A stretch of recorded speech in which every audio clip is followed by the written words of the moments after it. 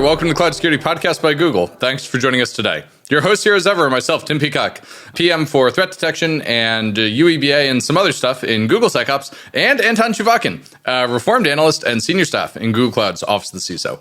You can find the show wherever you get your podcasts, as well as at our website, cloud.withgoogle.com/cloud-security/podcast. If you enjoy our content and want us delivered to you piping hot every Monday, please do hit that subscribe button. You can follow the show, argue with your hosts, and the rest of our Cloud Security Podcast listeners, all on the Google Cloud Security community page. Anton, we've got a great episode today with Christine, so let's get straight into it. Christine, thank you so much for joining us. Our guest today, Christine Sizemore, Cloud Security Architect here at Google Cloud. Christine, could you walk us through something very exciting and new, an AI software supply chain? And is that kind of the same as an SBOM, or the components that go into that, or what's different compared to a traditional software supply chain here? Yeah, thank you so much, Tim and Anton, for having me today. I'm super excited to be here and to be talking about AI supply chain. But to your question, I think before we get into the components of AI supply chain, it would be good to talk about how fragile supply chains are and how vulnerable they can be. One example your listeners may be familiar with is that Suez Canal disaster that happened a couple years ago, where that one boat went in a diagonal, blocked the whole canal. There was 400 ships waiting. It had global shortages, impacts for months. Do you all remember that one? Yeah. It was a big boat, the Ever Blocked or something. Really good pictures also stuck in the canal. Yes. Yeah. And I think that just does a really great job of showing how fragile supply chains can be and how they all need to be working together in order to have a seamless experience for the customer. But back to your question around what components are in the AI supply chain, I have another analogy for you. This one's with cars. You can think about with cars, you have the raw materials like steel. And with AI models, you have things like data sets. Then what you're going to do after that is you're going to assemble and make the car in the factory. And with AI models, what you're going to do is you're going to use training frameworks like TensorFlow and PyTorch. And kind of relating to software supply chain, those training frameworks that I listed are just software libraries. And you need to make sure that those libraries don't have any vulnerabilities and are coming from trusted sources. Then if you think about that car example, you've got it at the factory. You're not going to ship it off to the dealerships. You can think about with AI, I like to think about this as model serialization. And if you're not familiar with model serialization or code serialization, what that is making the model portable. So you can take it off your AI training infrastructure and take it to the quote unquote dealerships of Google Cloud, Azure, AWS, or on-prem. And then just like with traditional supply chain security, you want to make sure that your artifacts that get created during that, your model artifacts, just like container artifacts, have artifact integrity and aren't being tampered with. And the last part I have for you all is, if you think about the car, it's now at the dealership. It's going to be sold to the public. This kind of reminds me of things like the Kia Boys. Do you remember that trend from a couple years ago? No. What trend is this? You've reached our cultural depth. Okay, we reached our cultural depth. Yes. Yeah, so I think in the pandemic, it was really easy to steal Kia cars. They had they didn't do enough vulnerability. With the USB stick. Uh-huh. Yes, yeah. And it became kind of a trend on TikTok to steal these cars. And this kind of reminds me of prompt injections. If you don't have enough guardrails around your LLM, then you're going to be susceptible to a lot of prompt injection attacks. So that's kind of how I see how those different supply chains relate to AI supply chain. Wow. I never would have thought we would go from the Ever Given to boys committing Grand Theft Auto and TikTok for the lulz, but here we are.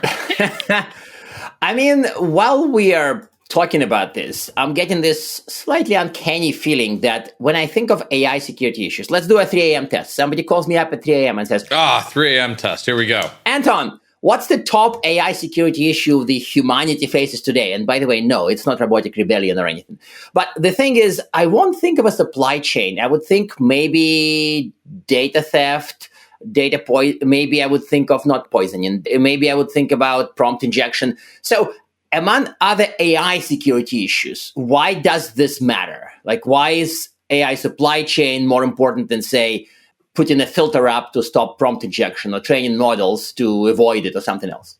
Yeah, I would consider it to all be a part of the supply chain. You need to have your supply chain in order to have a safe, quote unquote, safe model. You need to make sure that your data sets are not being tampered with to avoid, as you've talked about, data poisoning, where they could be manipulated and have the LLM just saying misinformation.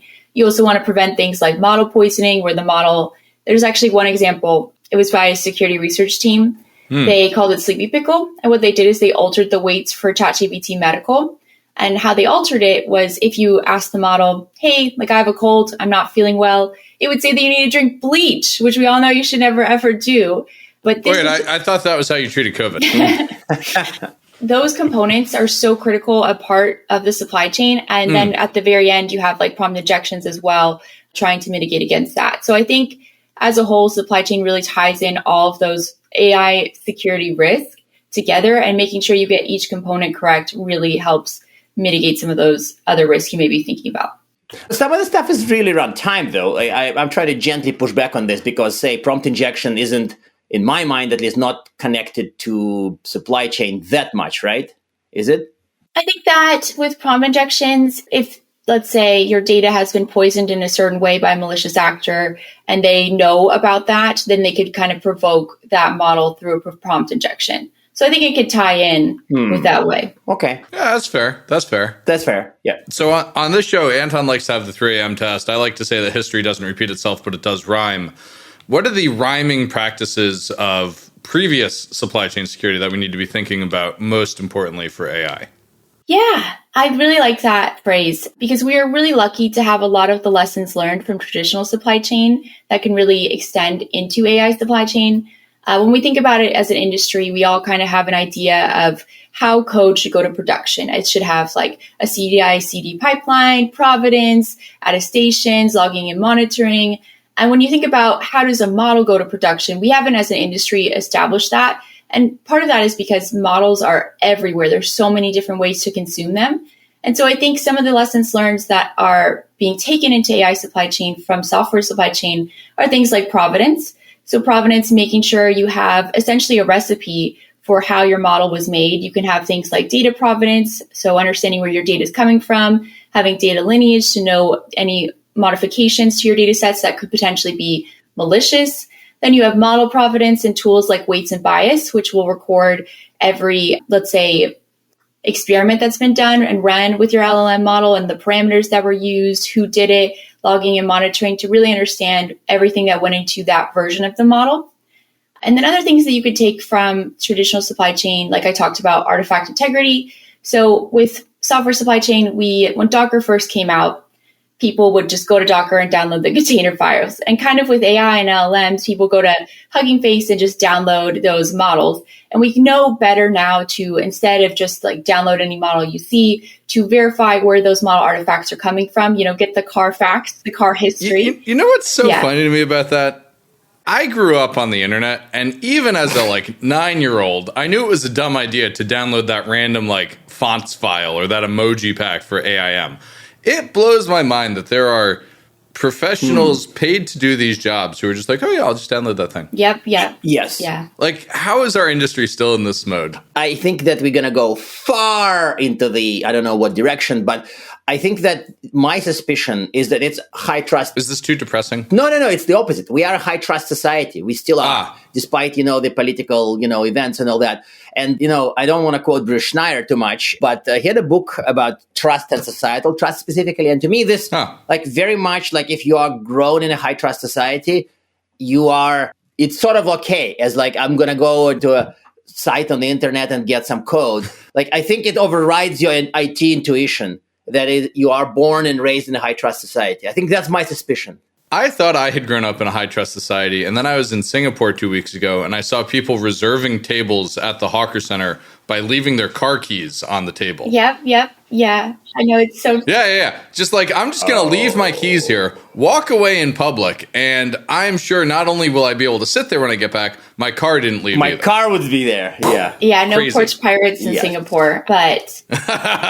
Can you imagine? Wow. I also think, to your point, it's a high trust society, but also there's a business need to move as fast as possible. Well, not always move as fast as possible, but there is always a business need to drive and move forward. And there's bonuses associated with certain IT projects. And so I think you're also fighting that as well. It's kind of the battle that security always goes through, getting to business to be done and then doing it securely. Yeah.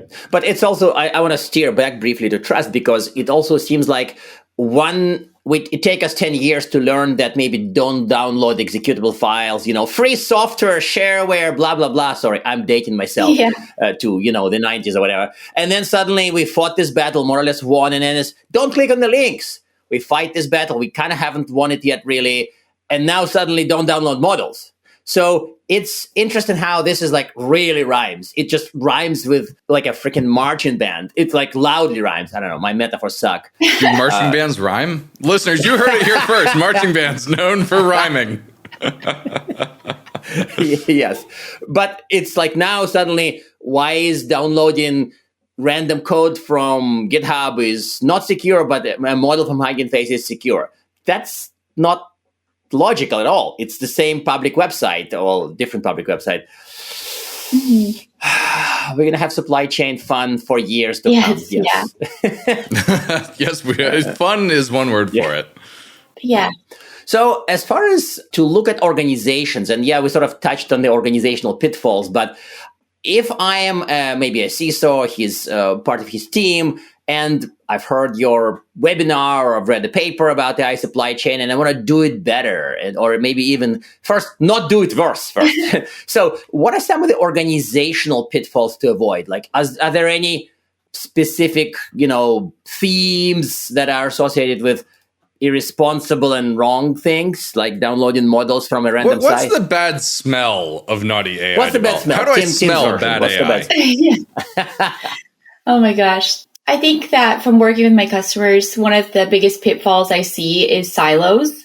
Organizations, I know it's very tough and silos happen when you have a large organization. But when I see companies that either their security team is too rigid, not willing to accept risk, the AI team goes ahead and does shadow AI. Or you have the AI team that will push ahead and then pull in security last minute, and then security has to do a last minute security review with only a month until this thing goes into production. And so those scenarios are both not good scenarios for AI supply chain. And I would say trying to work on those silos, bring in security early, and then for security to understand and kind of centralize on what are the risks you're going to take with these models, which data you're going to allow for models to interact with, which users, and really assessing the use case by use case on the risk you're going to take. I think those are some of the pitfalls. I think another one is also lack of monitoring and visibility.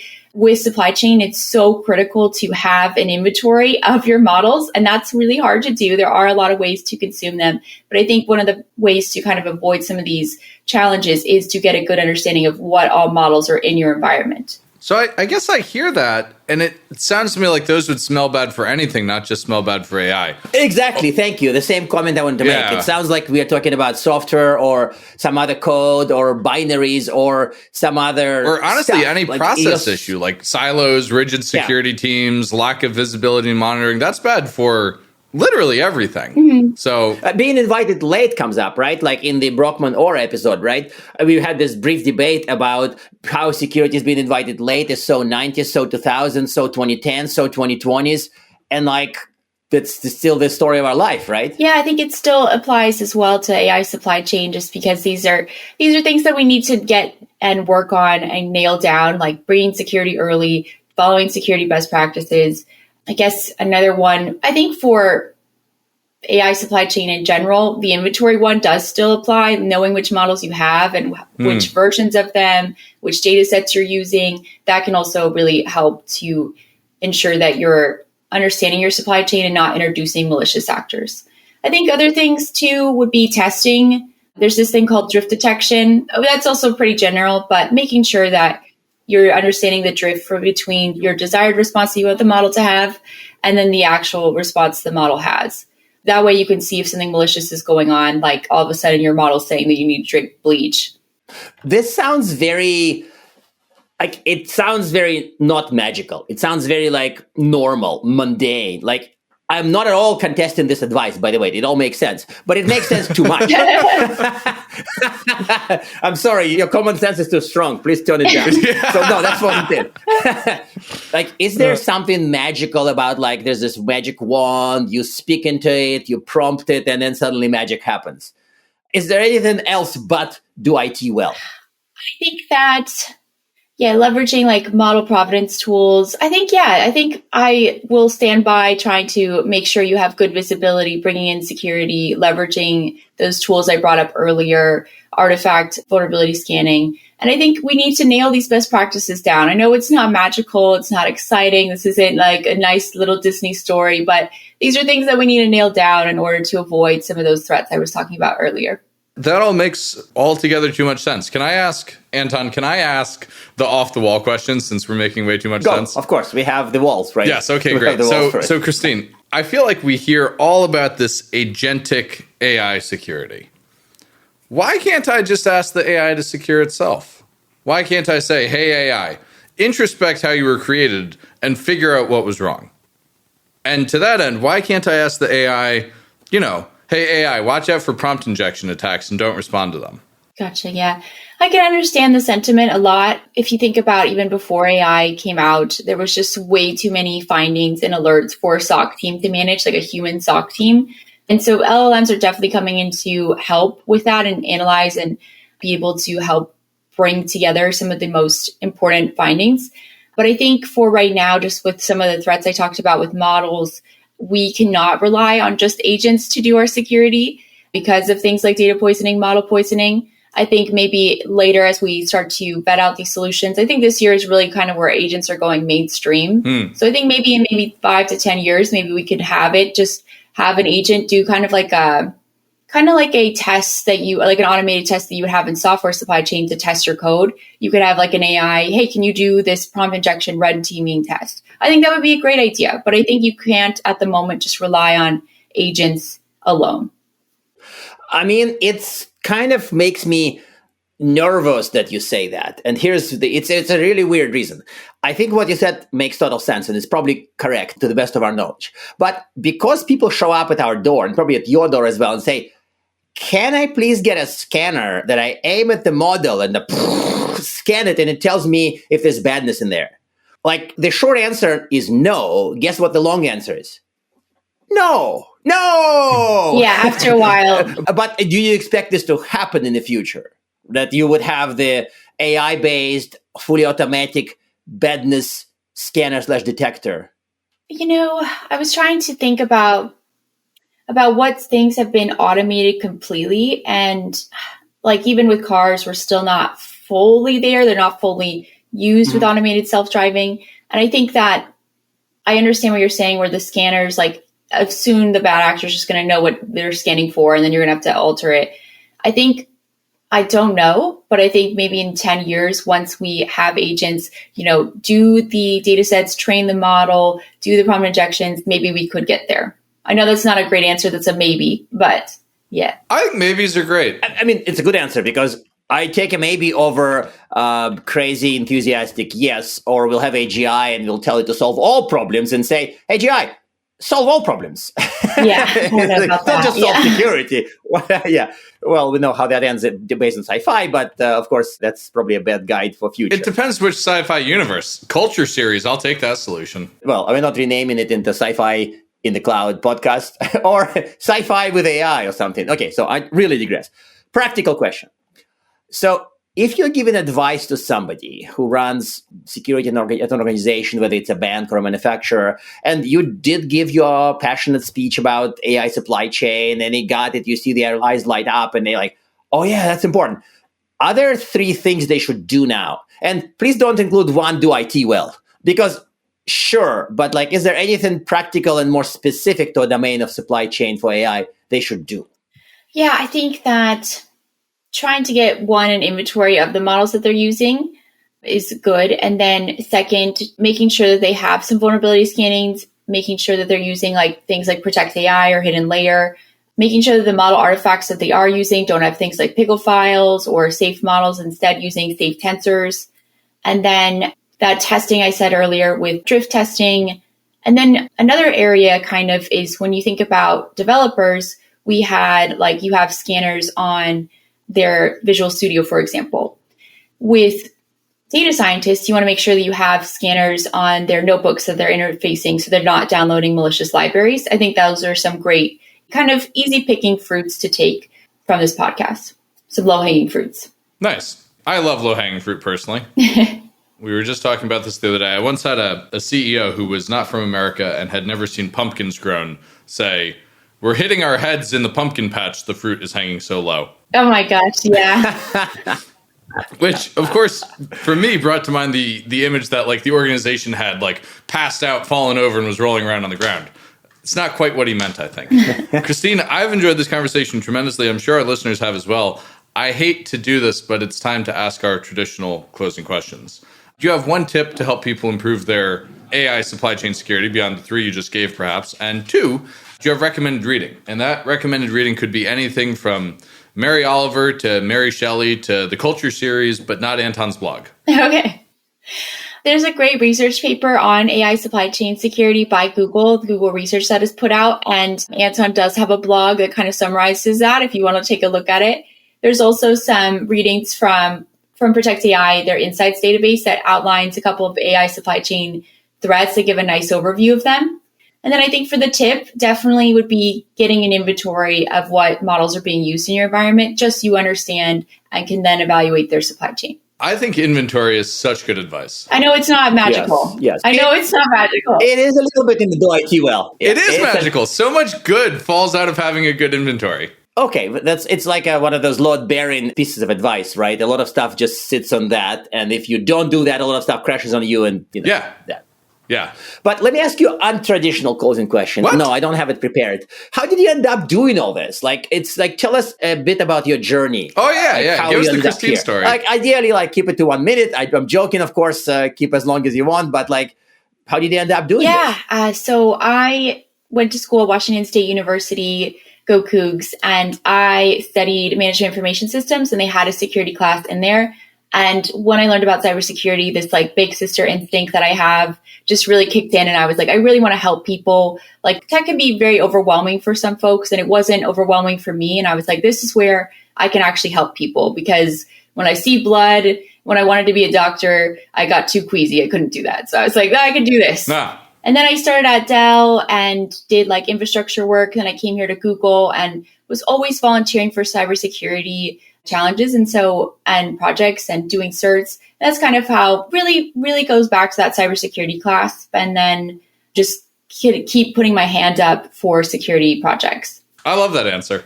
Oh, thanks. It does make sense, yes. And I think that's, you are in that sense, you didn't study art or political science or something. You actually studied information systems, which makes you, I know, Tim, right? Well, you didn't study physics either, so. No, that's true. Thank God I didn't write a PhD thesis about, what was it? Down quarks? Yes. Well, Anton, we both had fun pieces of swag in this episode. I had our mug, and you have quite the sweater on. Do you want to tell us about your sweater? Yes, it's the belated Christmas sweater, and I wanted to make a joke, which was not very tasteful, that I bought it for $32 billion. But no, I actually got it as a Christmas gift. I did not pay for that sweater. Waffles, by the way, seem to be thinking I'm not telling the truth, but I did not buy it for $32 billion. I got it as a gift. I think he says yes. Waffles doesn't like your joke. Waffles apparently doesn't understand balance sheet math. All right, well, listeners, with a late introduction of my dog off camera, Christine, thank you so much for joining us today. Anton, thank you for wearing by far the ugliest thing we've had on the show so far. With that, listeners, thanks so much for joining us today. Awesome. Thank you. And now we are at time. Thank you very much for listening and, of course, for subscribing. You can find this podcast at Google Podcasts, Apple Podcasts, Spotify, or wherever else you get your podcasts. Also, you can find us at our website, cloud.withgoogle.com/cloudsecurity/podcast. Please subscribe so that you don't miss episodes. You can follow us on Twitter, twitter.com/cloudsecpodcast. Your hosts are also on Twitter at Anton_Chuvakian and _Tim Pico. Tweet at us, email us, argue with us, and if you like or hate what we hear, we can invite you to the next episode. See you on the next Cloud Security Podcast episode.